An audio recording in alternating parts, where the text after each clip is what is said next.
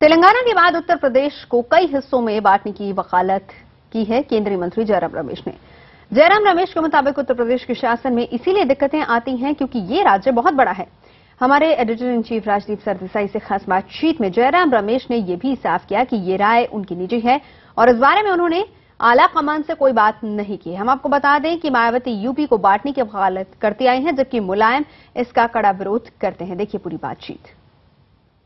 नमस्कार, IBN 7 के इस खास इंटरव्यू में आपका स्वागत है। हमारे साथ है केंद्रीय मंत्री जयराम रमेश, कांग्रेस के मुख्य स्ट्रेटेजिस्ट एक तरह से। जयराम रमेश जी, जिस तरह से कांग्रेस की रणनीति तेलंगाना में दिखाई दी है, लोगों को लगता है कि आपने अवसरवादी राजनीति की है, अपॉर्चुनिज्म की है। इससे आपने आंध्रा को डिवाइड किया है क्योंकि आपको कुछ सीटें चाहिए। बिल्कुल गलत है, यही एक बिल्कुल गलत है। तेलंगाना की मांग 60 साल पुरानी मांग है।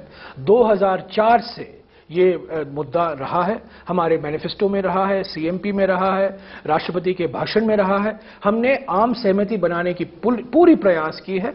आज भी कई लोग मानते हैं कि आंध्र प्रदेश का बंटवारा नहीं होना चाहिए था, पर हमने हमारा वादा निभाया है। इसमें कोई राजनीति नहीं है, सीटों के पीछे हम भाग नहीं रहे हैं, पर हम चाहते हैं कि जो हमने वादा किया था 2004 में वो पूरा हो। ये बात सही है कि 10 साल लगे हैं क्योंकि मुद्दा बहुत कॉम्प्लेक्स मुद्दा था।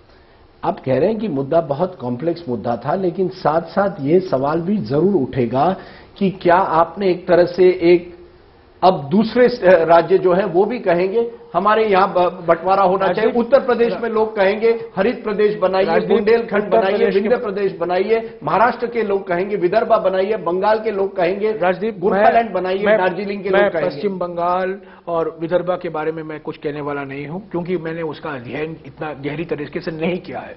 पर उत्तर प्रदेश के बारे में मैं खास कह सकता हूं कि क्योंकि मैंने इसका अध्ययन और विश्लेषण 25 साल से मैं कर आ रहा हूं और मेरा ये मानना है, 25 साल पुराना मांग है, मैंने लिखा भी है 20 साल पहले, कि उत्तर प्रदेश का गठन जो हुआ है अभी उत्तर प्रदेश में 72 जिले, 20 करोड़ से भी ज्यादा आबादी, 800 प्रखंड, बिल्कुल इसमें सुशासन असंभव है। उत्तर प्रदेश में रीऑर्गेनाइजेशन होना बहुत आवश्यक है, बहुत जरूरी है। वो मांग मायावती जी से आई थी, लेकिन आपने उस पर कुछ किया नहीं। आपने तेलंगाना बनाया, लेकिन उत्तर प्रदेश पर आपने जो नई सरकार आएगी उस पर उसको उत्तर प्रदेश पर गहरा विचार करना चाहिए।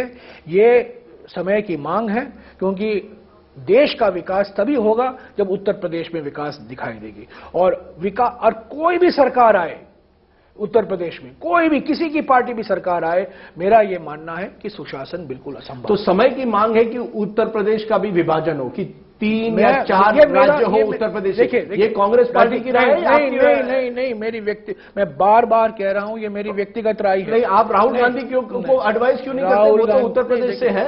उन्होंने बुंदेलखंड में जाके एक तरह से कहा था कि एक स्पेशल पैकेज आएगा, स्पेशल स्टेटस मिलेगा, दिया गया है। लेकिन उसके साथ साथ ये भी एक इशारा दिया गया था तब कि शायद उत्तर प्रदेश को अलग राज्य भी बनाया जाए। बुंदेलखंड के लिए एक विशेष विकास पैकेज दिया गया है।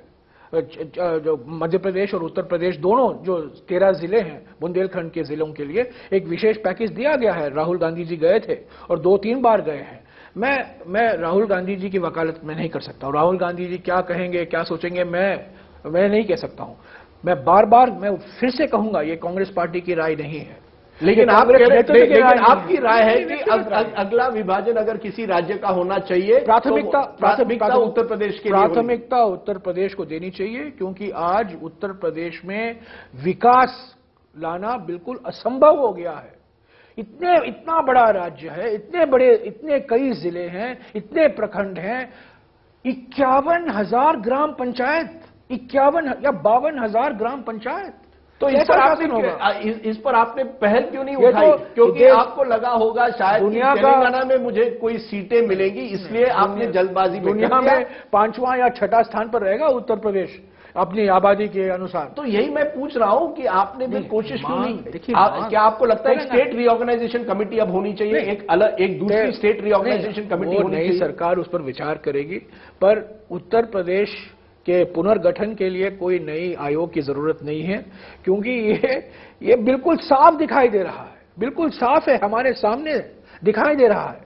और कोई भी व्यक्ति जाए, मेरे हाथ में जादू की छड़ी है जो व्यक्ति कहता है वो भी जाए, उत्तर प्रदेश में कोई ज्यादा कुछ होने वाला नहीं है, क्योंकि उत्तर प्रदेश की जमीनी हालात जो आप कह रहे हैं जितने भी उत्तर प्रदेश के नेता हैं, अजीत सिंह जिन्होंने हरित प्रदेश की मांग की है, मायावती जिन्होंने इस पर बात की है, मुलायम जिसने इसका विरोध किया है, कांग्रेस पार्टी जिसने चुप्पी साधी है, बीजेपी जिसने कहा है कि वो स्मॉल स्टेट्स के फेवर में है, सबने एकजुट होकर कहना चाहिए कि उत्तर प्रदेश का विभाजन होना। मेरा ये विचार है कि जब ये चुनाव होने दीजिए, 2014 के लोकसभा के चुनाव होने दीजिए, उसके बाद राज्यसभा में, लोकसभा में बहस होनी चाहिए उत्तर प्रदेश के पुनर्गठन के बारे में। जयराम रमेश, आपने एक विवादास्पद बयान दिया है जिससे शायद और ये जो विवाद है आगे बढ़ेगा। आपने हमसे बात की, बहुत बहुत शुक्रिया। शुक्रिया। विभाजन होना चाहिए उत्तर प्रदेश का। लगभग 20 करोड़ की आबादी वाले यूपी में फिलहाल 75 जिले हैं और 18 मंडल हैं। मायावती ने यूपी को बांटने का एक मॉडल पेश किया था। ऐसी उम्मीद जताई जा रही है कि अगर बंटवारा हुआ तो अलग हुए हर राज्य के हिस्से में 15 से 20 जिले आएंगे और 3 से 5 मंडल आएंगे। पूर्वांचल सबसे पहले बिहार की सीमा से सटा हुआ ये इलाका है जहां पर 24 जिले को लाने की मांग हो रही है। इनमें वाराणसी, गोरखपुर, आजमगढ़ और बस्ती जैसे जिले खास हैं। बुंदेलखंड दूसरा इलाका होगा जो कि यूपी के पिछड़े समझे जाने वाले बुंदेलखंड के भूगोल पर अगर हम नजर डालें तो इसमें फिलहाल 3 मंडल हैं और 11 जिले हैं, जिनमें झांसी, महोबा, बांदा, हमीरपुर, ललितपुर और जालौन जिले शामिल हैं। इसके अलावा जो अगला प्रांत होगा वो होगा पश्चिमी उत्तर प्रदेश। ये मॉडल है। पश्चिमी उत्तर प्रदेश को हरित प्रदेश के रूप से भी अलग दर्जा दिए जाने की मांग होती रही है।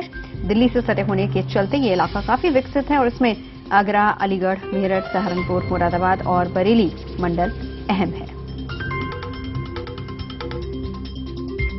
अगला हिस्सा अवध प्रदेश। 3 हिस्से निकलने के बाद जो हिस्सा बच जाएगा वो अवध प्रदेश कहलाएगा, यानी कि सेंट्रल यूपी के इस हिस्से में देवीपाटन, फैजाबाद, इलाहाबाद, लखनऊ और कानपुर मंडल शामिल हो सकते हैं।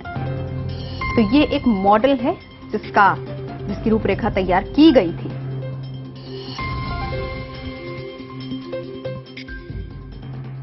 और जयराम रमेश के बयान के बाद बीजेपी ने इसे चुनावी शगुफा बता दिया है। पार्टी नेता मुख्तार अब्बास नकवी से हमारे संवाददाता नीरज गुप्ता ने इसी मुद्दे पर बात की। IBN नेटवर्क से खास बातचीत में केंद्रीय मंत्री जयराम रमेश ने उत्तर प्रदेश के बंटवारे की बात कही है। बात करने के लिए हमारे साथ बीजेपी नेता मुख्तार अब्बास नकवी मौजूद हैं। नकवी साहब, ये सूबे का बंटवारा है या सियासी चारा है? ये देखिए, पहली बात तो ये, इस तरह के शोशे और शगुफे कांग्रेस पार्टी समय समय पर छोड़ती रहती है। ये उत्तर प्रदेश का बंटवारा, फिर कहेंगे ये देश का बंटवारा कर दो।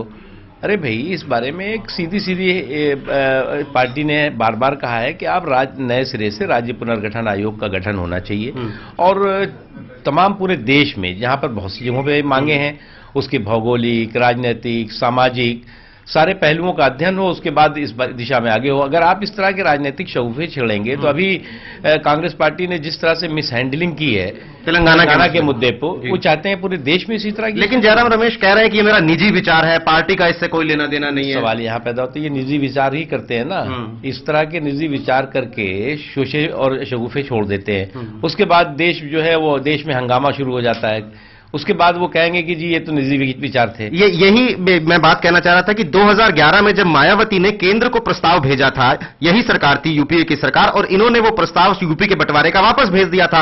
अब चुनावों के वक्त पे इस तरह की बात हो रही है। मायावती जी ने भी जो उस वक्त प्रस्ताव भेजा था, उसके पीछे भी उनकी राजनीतिक मंशा थी और मकसद था। उन्हें मालूम था कि वो सत्ता से बेदखल हो रही हैं, और जब सत्ता से बेदखल हो रही हैं तो उत्तर प्रदेश में आग लगा के जाओ। लेकिन उत्तर प्रदेश के लोग राजनीतिक रूप से इतने परिपक्व हैं, इतने समझदार हैं कि इस तरह की किसी भी चाल में और इस तरह की किसी भी चतुराई की चक्रव्यूह में नहीं। बीजेपी का क्या स्टैंड है यूपी के बंटवारे को लेकर? कि किसी भी राज्य के बंटवारे के बारे में नए सिरे से राज्य का पुनर्गठन आयोग बनना चाहिए, राज्य पुनर्गठन आयोग, और उसमें तमाम पहलुओं पर चर्चा हो। शुक्रिया। तो मुख्तार अब्बास नकवी का कहना है कि जयराम रमेश ने यूपी के बंटवारे की बात करके एक राजनीतिक शगुफा छोड़ा है जो चुनावों के मद्देनजर है। कैमरा पर्सन निजाम अंसारी के साथ नीरज गुप्ता, दिल्ली, IBN 7।